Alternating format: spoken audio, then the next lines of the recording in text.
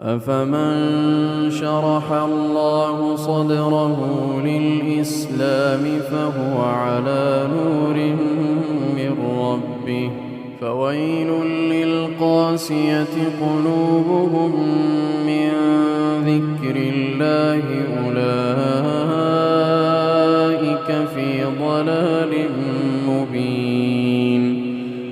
الله نزل أحسن الحديث كتابا متشابها مثانية تقشعر منه جلود الذين يخشون ربهم ثم تلين جلودهم وقلوبهم إلى ذكر الله ذلك هدى الله يهدي به من يشاء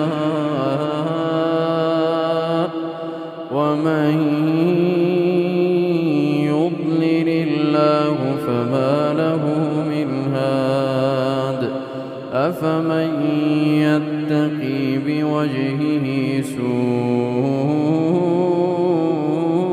العذاب يوم القيامة وقيل للظالمين ذوقوا ما كنتم تكسبون.